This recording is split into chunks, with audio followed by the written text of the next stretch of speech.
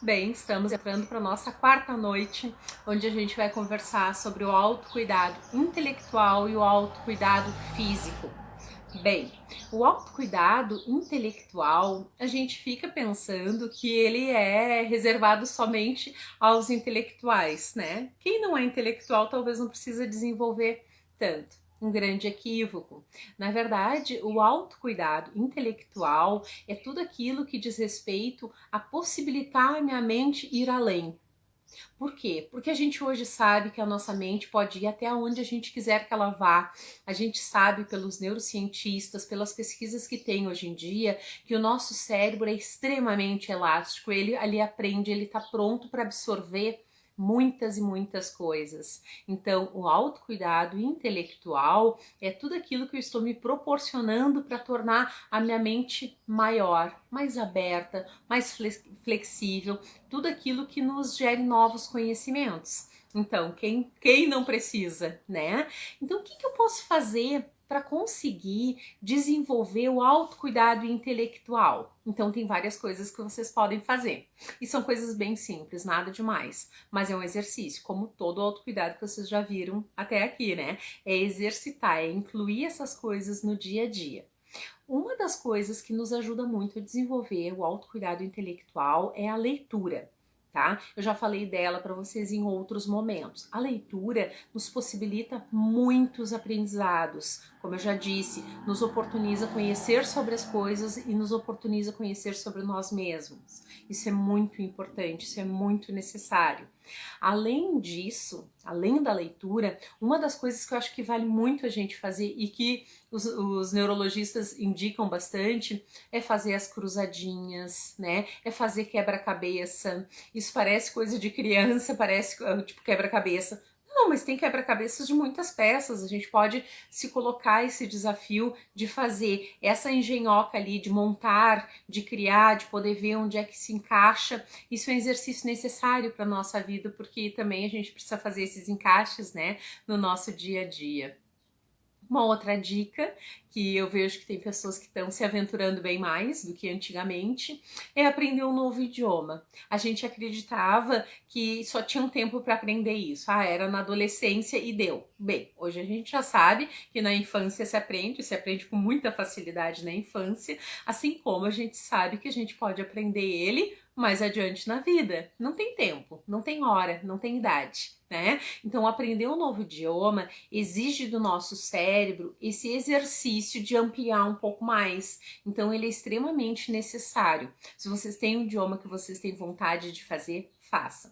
Se vocês têm alguma coisa que vocês têm vontade de aprender, por exemplo, eu tive sempre vontade a vida inteira de tocar violão, aprendam.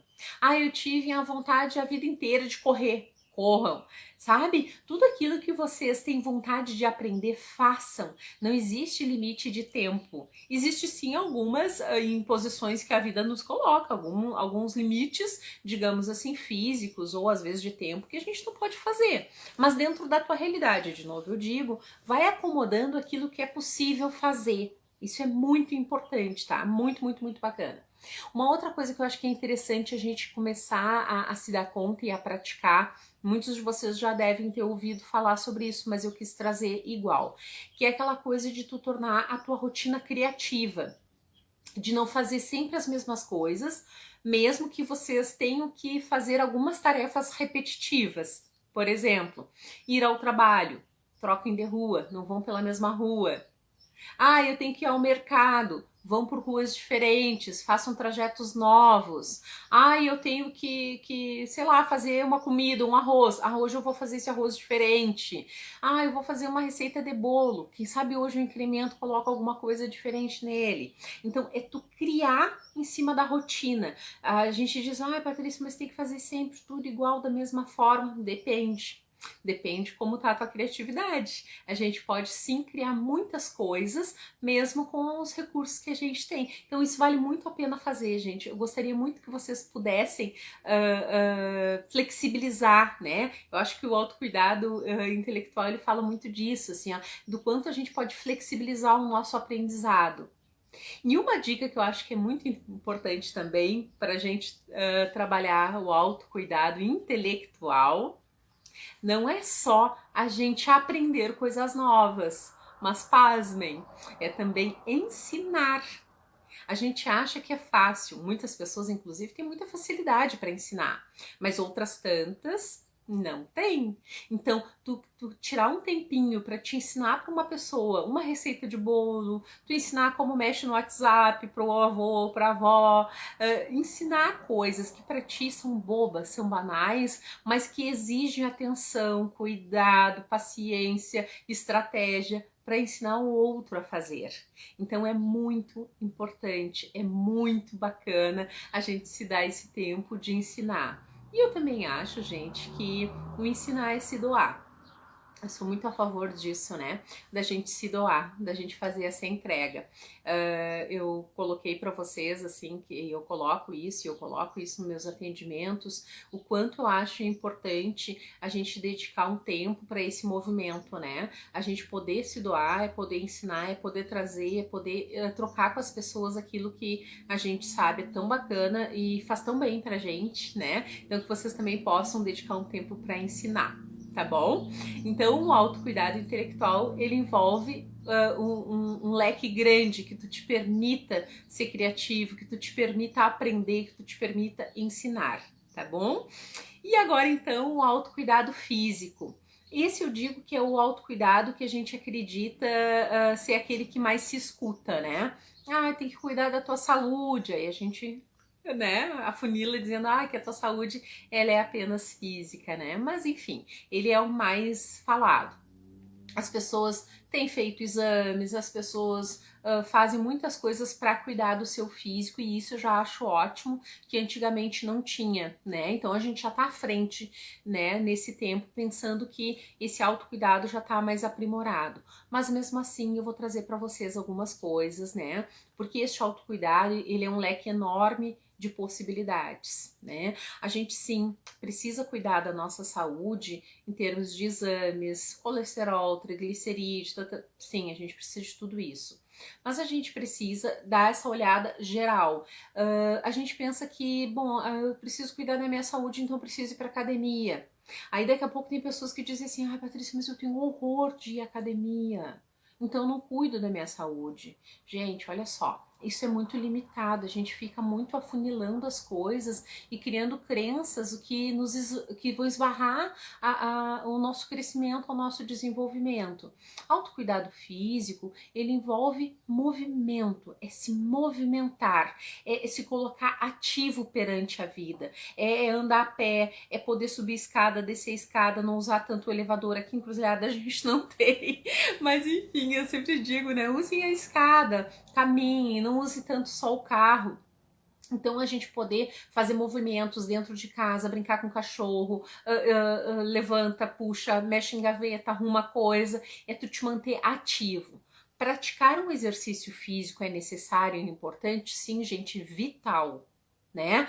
Eu tenho médicos que hoje já dizem o seguinte: se tu não consegue praticar uma atividade física regular, um pilates, academia, yoga, corrida, esteira, qualquer atividade, que ao menos tu não fique sentado todos os dias, que tu dê uma caminhada na volta da quadra, que seja, ainda mais agora que a gente tá cheio de restrições, mas que tu dê uma caminhada na volta do teu quarteirão no horário mais calmo que existe, por 15 minutos que seja. Só para quê? Para que teu corpo se coloque em movimento, que a circulação esteja ativando, que tua corrente sanguínea esteja mais ativa neste momento, que teu coração esteja num bom funcionamento. Então, por menor que seja a atividade, crie qual é a possibilidade que tu pode dentro da tua realidade. Ok? Isso é bem importante, isso é vital. Cada vez mais não é uma questão apenas da estética. Sim, tem muitas pessoas que fazem pela estética e tá tudo certo, ótimo, maravilhoso.